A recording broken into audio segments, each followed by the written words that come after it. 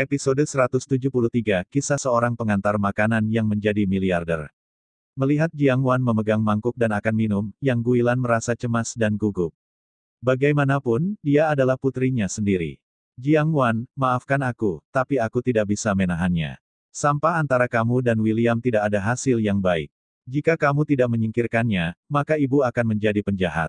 Kata Yang Guilan diam-diam dan kejam.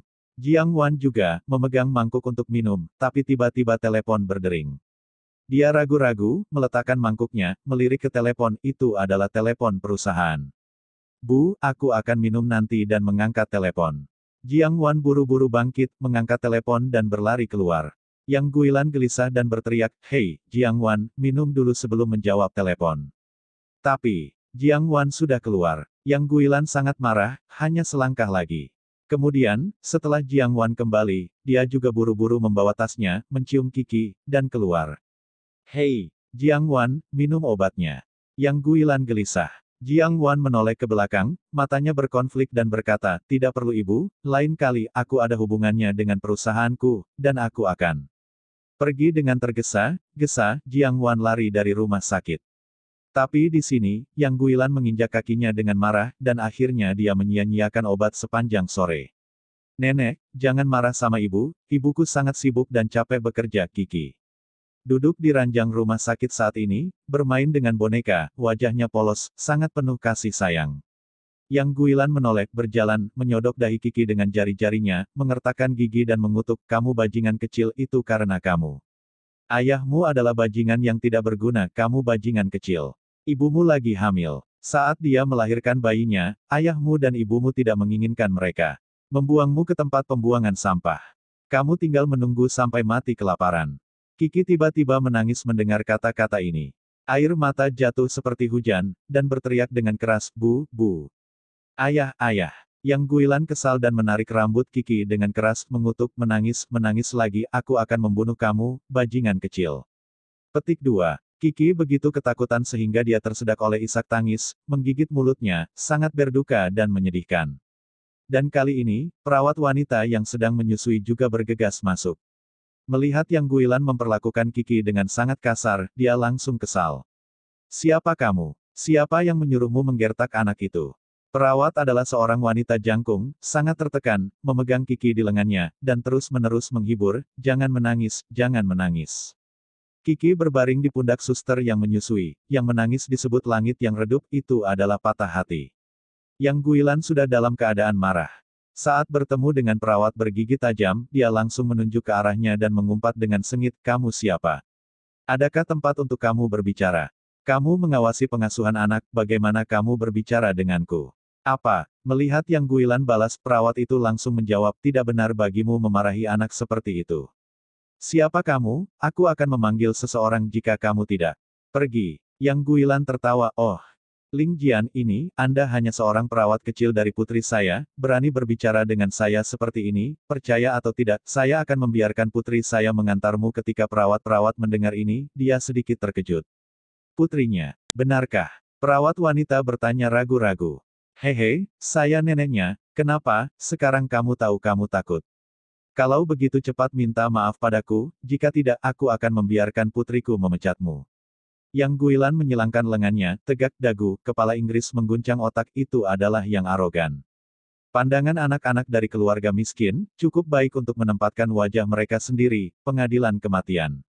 Perawat wanita sekaligus pada gas tidak akan melakukannya. Penting ini, wanita parubaya yang kejam dan tidak masuk akal sebenarnya adalah nenek dari Kiki. Mata yang buta. Ada nenek yang begitu kejam. Pantas saja dia belum pernah melihatnya sebelumnya untuk melihat anak itu. William dan Jiang Wan selalu bergiliran, sekarang akhirnya tahu mengapa, "Maaf, kamu tidak minta maaf. Sebaliknya, Anda harus meminta maaf kepada anak itu. Karena Anda adalah nenek Kiki." Kata-kata keji yang baru saja Anda ucapkan telah sangat menyakiti jiwa Kiki. Fang Lele Inci berdebat, dia tidak takut akan hal itu. Dan inilah pertengkaran, secara alami membangkitkan kerumunan di luar pasien rumah sakit dan keluarga mereka. Orang-orang besar menunjuk membicarakannya. "Oh, sepertinya ini nenek seorang anak kecil, sungguh kejam." Ini dia. Tertekan, jadi bagaimana wanita ini dimarahi anak itu, saya baru saja mendengar, terlalu jahat. Saya ingat betul orang tua gadis kecil itu, dan santainya, sebenarnya ada ibu jadi tidak baik. Tentang Nak, Yang Guilan tidak bisa menarik wajahnya ke bawah. Dia sangat marah. Dia diarahkan dan diarahkan oleh begitu banyak orang. Dia berjalan langsung ke perawat, menamparnya dengan marah, dan mengutuk, apa kamu? Kami membutuhkan kamu untuk mengurus urusan keluarga kami.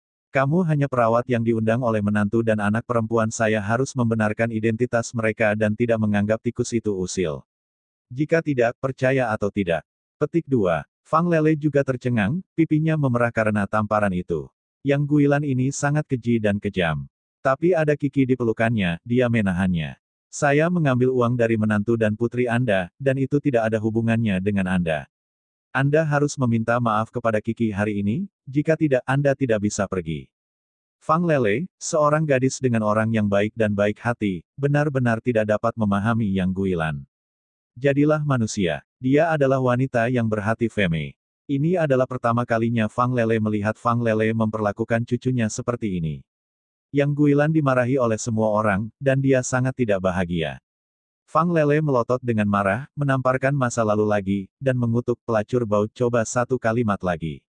Percaya atau tidak, aku merobek mulutmu hari ini. Kamu adalah orang miskin yang melakukan banyak hal dengan uang kita. Ya, sedikit peduli. Anda harus memahami aturannya. Putriku adalah ketua Bikan Pharmaceutical, apa yang berani Anda katakan kepada saya? Pipi Fang Lele memerah oleh dua tamparan ini, tetapi hatinya keras kepala, dia masih kepala terangkat tinggi, berkata. Saya mengambil uang Anda pulang untuk melakukan sesuatu, tetapi saya tidak bisa mengambil, jadi Anda tidak bisa mempermalukan saya akan memanggil saudara William untuk mengundurkan diri. Ketika dia mendengar ini, Yang Guilan merasa sedikit panik. Jika William tahu tentang ini, apa yang harus dia lakukan? Jadi, ketika dia melihat Fang Lele mengeluarkan ponselnya, dia menamparnya, menjatuhkan ponselnya. Di tanah, seluruh layar rusak. Apakah kamu masih berani menelepon? Aku mengalahkanmu sampai mati. Petik 2. Yang Guilan menjambak rambut Fang Lele dan merobeknya dengan putus asa. Dia mengutuk dengan panik, kamu bajingan, apakah kamu mengerti aturannya? Uang pemborosan William adalah uangku, dan uang putriku juga milikku. Jika kamu berani menantangku, aku akan membunuhmu. Sekelompok orang di luar, melihat situasi ini, tidak berani membantu.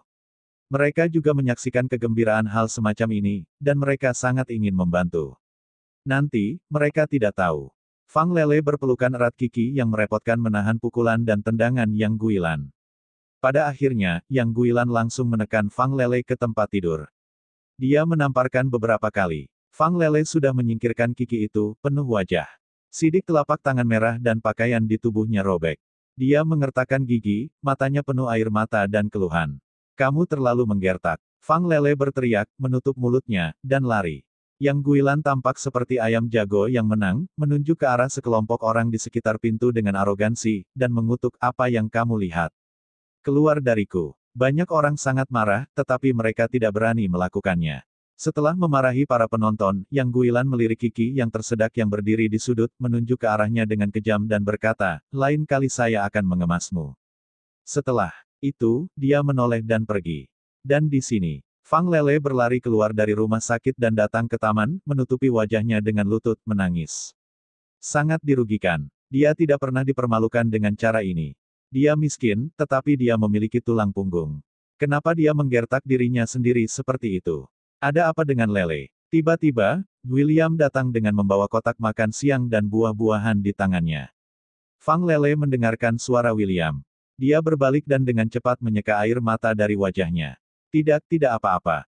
Fang Lele tersenyum dan berkata, matanya merah, menangis seperti orang yang ketakutan.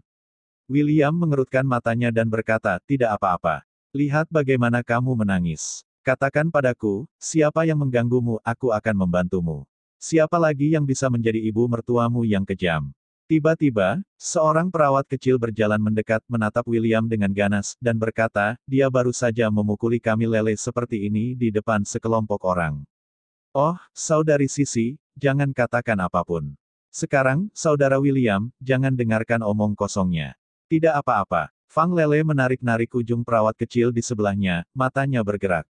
Yang Guilan, apa yang terjadi? William bertanya dengan cemberut. Perawat kecil tidak tahan lagi, kamu tidak akan membiarkan aku berkata, aku ingin mengatakan, William, aku akan memberitahumu.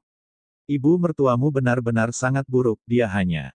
Setelah mendengar apa yang dikatakan perawat kecil itu, William tiba-tiba marah, dingin. Dia menarik Fang Lele dan berkata dengan dingin, pergi, aku akan mendukungmu. Bersambung.